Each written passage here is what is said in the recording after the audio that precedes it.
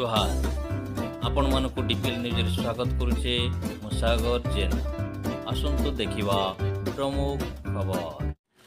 डुंगुरीपाली ब्रह्मा कुमारी पक्षर रक्षाबंधन अवसर में ब्रह्मा कुमारी कार्यालय राखी बंधन कार्यक्रम अनुष्ठित हो सहित एक रक्तदान शिविर आयोजन हो यही कार्यक्रम ब्रह्मा कुमारी ईश्वरीय विश्वविद्यालय डुंगुरीपाली शाखा परिचालक भौणी सुभाषिनी तत्वावधान में अनुष्ठित होता।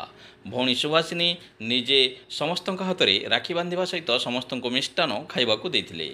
रक्तदान शिविर को डुंगुरीपाली डाक्तरखाना अधिकारी रवींद्र पंडा उद्घाटन करथिले। एही शिविर में टोटाल 20 यूनिट रक्त संग्रह होइतिला। रक्तदान शिविर को परिचालना करथिले डाक्तर क्षमानिधि साहू। रक्त संग्रह करने को सोनपुर हॉस्पिटल रो डाक्तर माने आसीथिले।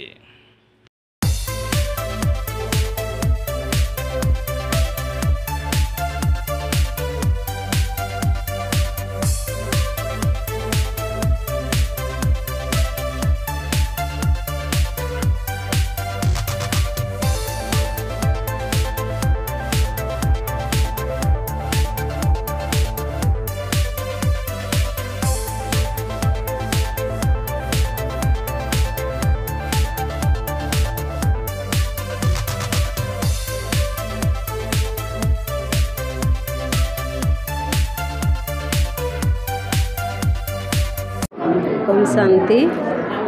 आज आमर रक्षाबंधन कार्यक्रम चलुचे। ये रक्षाबंधन कार्यक्रम होचे समस्तंकर भितरे भातृत्व भावना आनिबा, समस्तंकर भितरे स्नेह आनिबा। आउ इटा होचे प्रतिज्ञार पर्व। आमे निजर अवगुण को छाड़िबा लगी प्रतिज्ञा करबा केंती से रक्षाबंधन कार्यक्रम एठी पालन करा जाउचे। आउ ये रक्षाबंधन कार्यक्रम रे सब विकार गुड़ा को आमे एठी परित्याग करबा।